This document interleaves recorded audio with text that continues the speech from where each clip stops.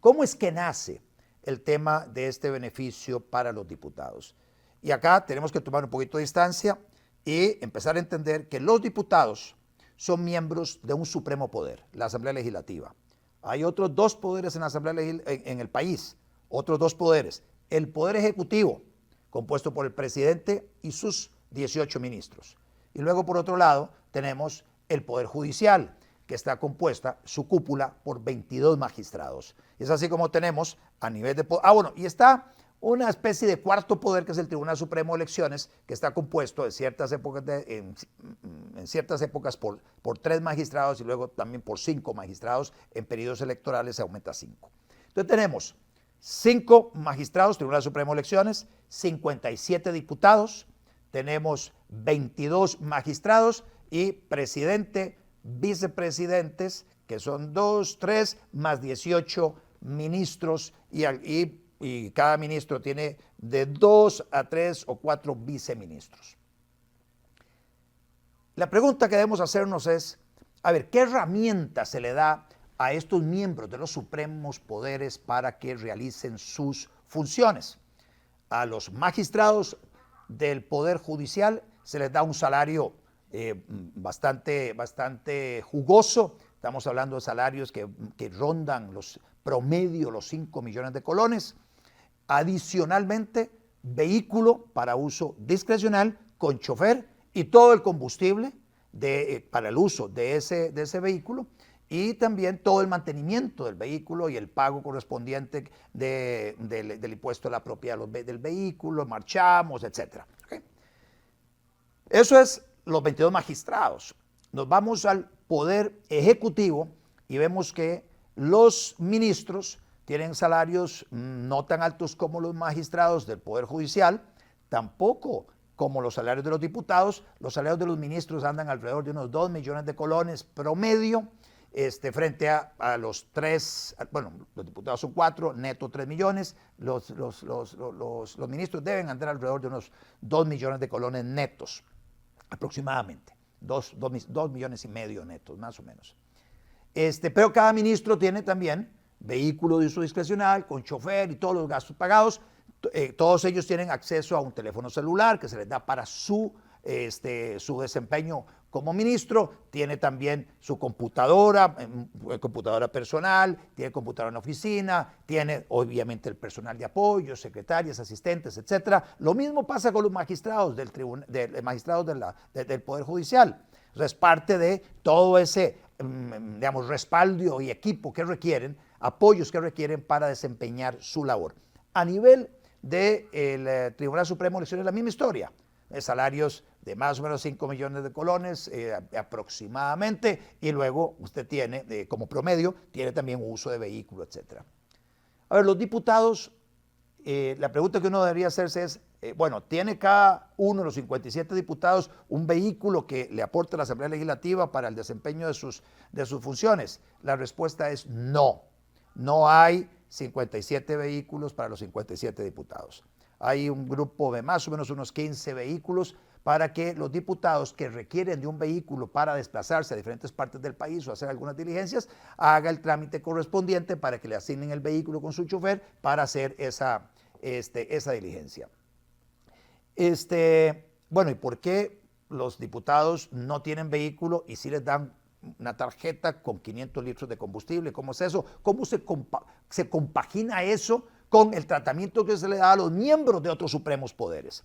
Y eso tiene que ver también con un privilegio que tuvieron los diputados allá en los 80s y fue derogado a mediados de los 90. Y es que los diputados tenían el derecho en aquella época de importar al país un vehículo sin pagar impuestos. En aquella época los impuestos de importación eran muy superiores a los que hoy existen, que son muy altos hoy, son más o menos un 60% para un vehículo nuevo. Bueno, en aquella época eran muchísimo más altos.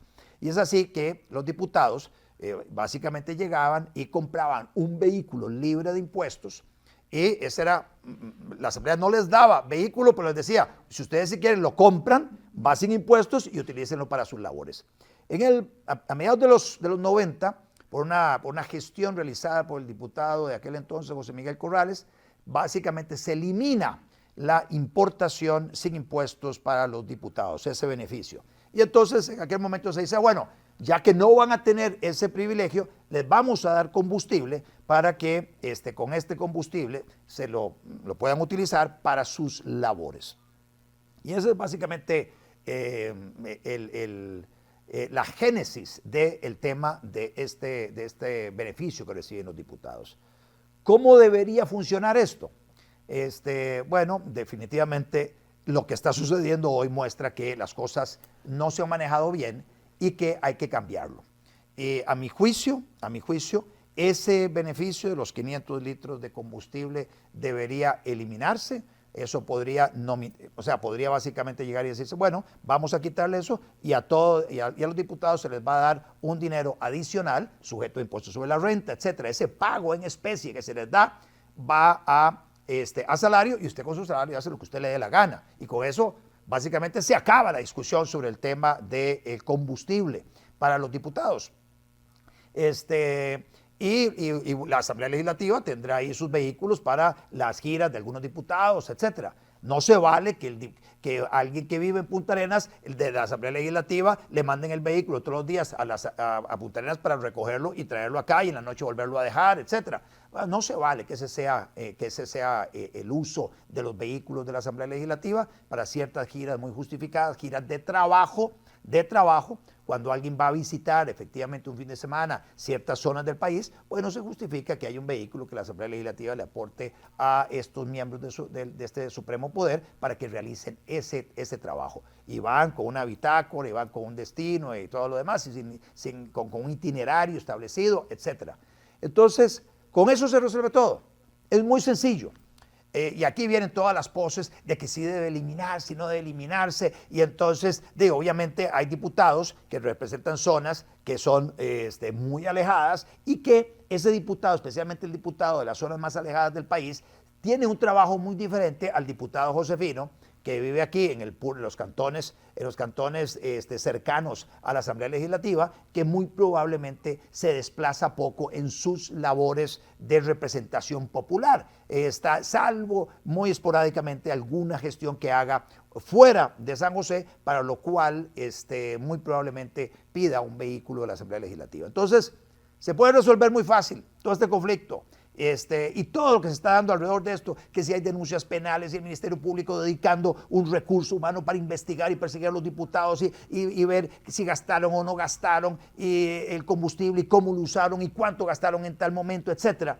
La realidad es que el reglamento y básicamente las disposiciones legales que hay sobre el tema son muy vagas y se prestan precisamente para todo esto que hemos visto en las noticias en estos últimos días.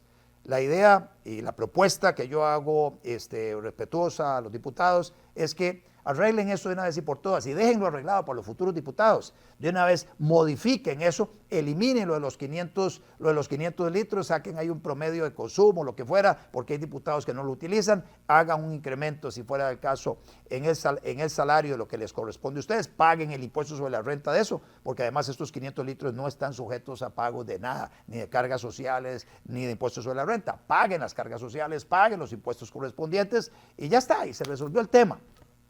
La otra, que no me hace muy feliz, es darle un vehículo a cada diputado, así como lo tienen los otros ministros. La verdad es que yo he sido 2 veces diputado y uno realmente, el vehículo que cuando se utiliza es más para el fin de semana, para hacer algunas giras y no de todos los diputados. Y no todos al mismo tiempo van de todas maneras a diferentes giras. Y si van todos los diputados, porque requiere que un grupo grande de diputados vaya a algún lugar, se tramita con la Asamblea Legislativa el alquiler de una busetica para llevarlos a los diputados a una zona donde se requiere la presencia de estos representantes populares para entender allá en el sitio sobre un problema en particular sobre el cual se requiere la intervención de los representantes populares para legislar en cierta dirección o realizar control político.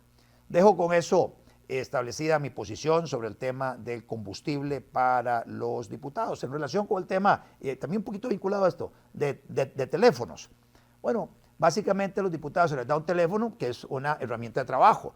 El teléfono celular es una herramienta de trabajo. Eso sí, se establece un límite de la cantidad de, que no lo tienen los miembros de los otros supremos poderes, dicho sea de paso, pero a los diputados se les establece un límite, en teoría, yo no sé cómo están estos 4 años, pero cuando fui diputado había un límite de la cantidad de consumo que uno podía tener entre el teléfono asignado a la oficina y tanto para el personal de la oficina, el propio del diputado en su despacho, como el teléfono celular que le entrega a la Asamblea Legislativa. Hay un monto que se establece de consumo de esa factura telefónica y cualquier excedente el diputado tiene que pagarlo. Bueno, me parece que esa es una medida que básicamente lo que hace es contener el uso abusivo de esa herramienta y utilizarla efectivamente solo para su trabajo.